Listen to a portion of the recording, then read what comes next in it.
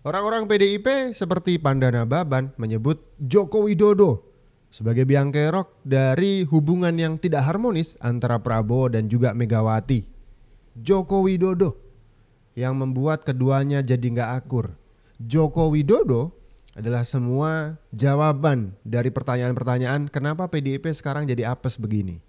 Padahal untuk hal pertemuan antara Prabowo dan Megawati yang sampai sekarang belum terrealisasi, Pak Jokowi itu mendorong. Wah, bagus itu. Justru Pak Jokowi itu mendukung.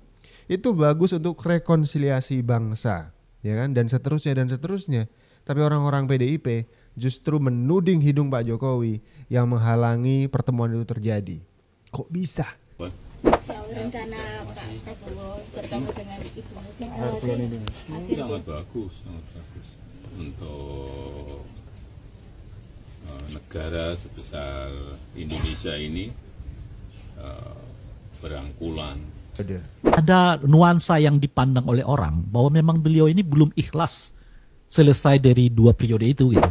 Yang saya dengar sendiri dibilang, saya nggak mau 3 periode. Saya tidak mau menjadi orang yang cacat. Selamat datang di Yuda Media HD teman-teman semuanya.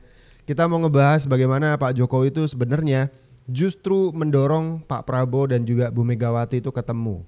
Ini seperti membantah tuduhan Pandana Baban yang menyebutkan bahwa Jokowi adalah biang kerok hubungan tidak harmonis antara Prabowo dan juga Megawati.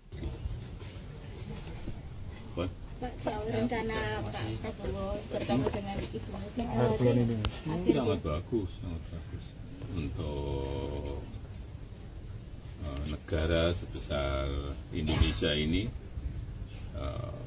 berangkulan, persatuan itu akan memberikan sebuah kekuatan yang baik dalam rangka pembangunan nasional kita, karena stabilitas politik itu akan mempengaruhi juga bidang ekonomi kita. Ya. Pak, ini kan kemungkinan tidak ada oposisi kalau nanti bisa ketemu. Tidak ada pertemuan, nggak akan ada oposisi, itu gimana? Ngomong pertemuan itu tadi kan saya sampaikan kebaikannya kalau ada pertemuan. Oke. Pak Jokowi justru menilai ketika dua tokoh ini bertemu antara Pak Prabowo dan juga Ibu Megawati itu bagus buat bangsa. Nggak ada tuh kesan menghalang-halangi ketika misalkan wartawan nanya, Pak ini Pak Prabowo mau ketemu sama Ibu Megawati. Oh jangan sampai ketemu, bahaya. Kan nggak gitu ya. Pak Jokowi justru mendukung pertemuan antara keduanya akan memberikan dampak baik. Simbol bahwa Indonesia itu bersatu, bukan cuman bertengkar, ya kan? Bukan cuman tuduh sana tuduh sini. Politik itu sudah waktunya leram, nanti 2029 ada Pilpres lagi, ya kan gitu. Tapi enggak, orang-orang dari kubu PDIP itu menuding bahwa Pak Jokowi yang mengganjal, menghalang-halangi pertemuan antara Ibu Megawati dan juga Pak Prabowo. Pak Pandana Baban tuh harusnya nonton cuplikan yang ini biar dia paham gitu loh. Orang yang dia sebut sebagai pihak jahat yang menghalangi silaturahmi itu mengatakan hal yang demikian. Adem kan? Tapi enggak, dituduh macam-macam. Bahkan di antara tuduhan-tuduhan yang dialamatkan ke Pak Jokowi, ini muncul lagi nih. Tuduhan tentang 3 periode, kenapa kemudian Pak Jokowi pisah dan musuhin PDIP, itu karena nggak dikabulkan permintaan 3 periodenya. Muncul lagi isu 3 periode. Ada nuansa yang dipandang oleh orang bahwa memang beliau ini belum ikhlas selesai dari 2 periode itu gitu. Nah ini kan semua ya memberi penjelasan kepada kita apa yang kita asumsikan selama ini bahwa 3 periode itu datang dari beliau gitu loh. Melihat aktivitasnya akhir-akhir ini kan ini lagi. Jadi malah tervalidasi oleh sikapnya yang nggak mau tenang di rumah ya. Di rumah ya pelan-pelan orang mulai melihat memang ada tipe di dalam Pak Jokowi ini yang nggak berhenti gitu loh. Nggak seperti presiden-presiden yang sebelumnya kan. Jadi sebenarnya serangan terhadap dan tanda kutip terhadap Jokowi itu justru muncul sebagai reaksi terhadap itu yang saya sebut tadi di ya? awal kan. Saya mengatakan karena memang beliau banyak sekali aktivitasnya gitu. Dan seringkali aktivitas itu berhubungan dengan politik nasional kan. Iya. Isu basi sebenarnya 3 periode dan seterusnya. Toh itu apa yang dituduhkan tidak terjadi. Buktinya Pak Jokowi di Solo sekarang bukan presiden kan. Kalau memang isu 3 periode itu beneran, ini presidennya bukan Prabowo Subianto, presidennya masih Joko Widodo. Jadi mereka yang bahas tuh apa sih? Yang dibahas apa? Isu basi kan? Apa untungnya Pak Jokowi suruh Pak Effendi ngomong gitu? Bang, apa untungnya Pak Jokowi mencampuri urusan PDIP atau Golkar atau Gerindra atau PAN atau PSI? Udah nggak ada untungnya. Udah nggak ada untungnya, Bang. Gitu loh. Orang saya kemarin aja bilang, Pak, kayaknya saya mau bikin partai nih. Mas, pikir dulu. Ngapain katanya? Biayanya besar. Oh iya.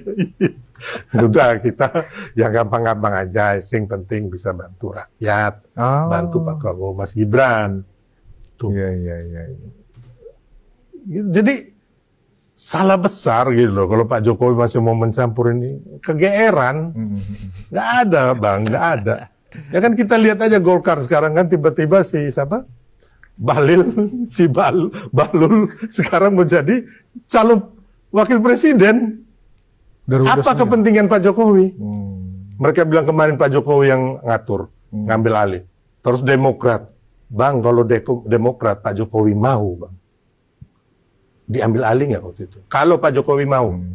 Dengan segala kekuasaannya sebagai Presiden Republik Indonesia. Gitu loh. Tapi nggak dilakukan. Nggak dilakukan gitu loh. Makanya saya kadang-kadang ada orang-orang Demokrat ya, saya bilang, aduh kadang-kadang yang kemarin ada duta besar yang bilang Pak Jokowi jadi karma siapa lupa. Orang Demokrat juga itu yang ngomongin Pak Jokowi. Saya bilang nggak tahu diri ini orang. Itu AHY itu sampai mohon-mohon ke Pak Jokowi itu. Gitu loh. Tapi sekarang di tengah badai. Supaya Demokrat nggak diambil alih, Bang. Lagi-lagi ini kemudian coba untuk mencuatkan begitu ya. Tingkah pola Jokowi yang seperti tantrum ini, mereka menyebut begitu, itu karena requestnya untuk 3 periode tidak dikabulkan. Padahal tidak ada untungnya, kegeeran kata Sylvester Matutina. Kegeeran kalau PDIP itu ngerasa Jokowi akan cawe-cawe dan mengaut-aut partainya. Kegeeran. Pak Jokowi udah tidak tertarik seperti itu. Sudah tidak tertarik lagi.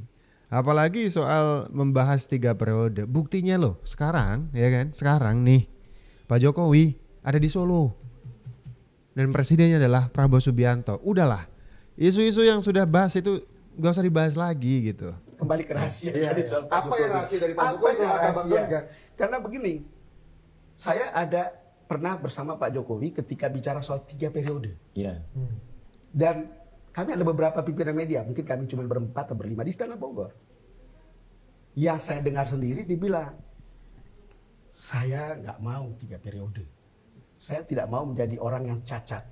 Saya presiden yang membuat cacat konstitusional. Itu bahasanya. Mungkin ada beberapa teman saya bisa dikonfirmasi tentang itu. Lalu kemudian di sebelahnya ada Pak Pratik.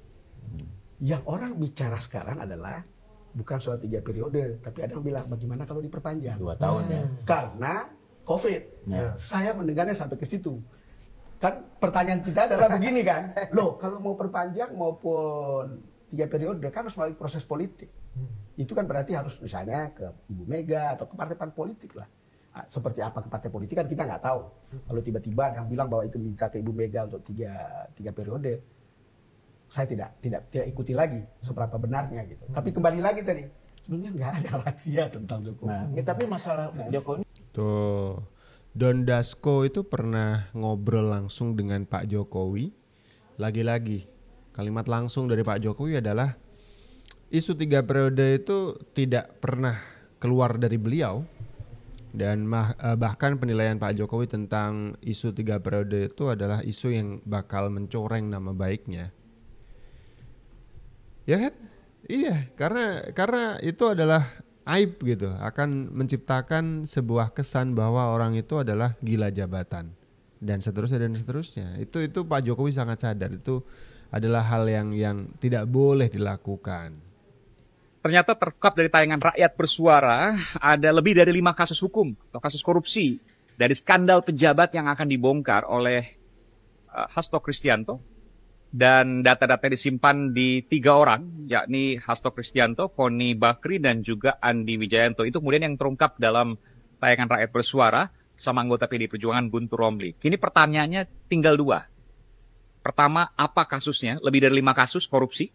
Kemudian yang kedua, kapan akan dibongkar? Jadi bukan terkait dengan kasus pribadi, aib pribadi dan lain sebagainya, bukan. Tapi kasus hukum dan korupsi. Dan disebutkan juga, bahkan menyinggung Presiden ke-7 Republik Indonesia, Joko Widodo. Benarkah itu?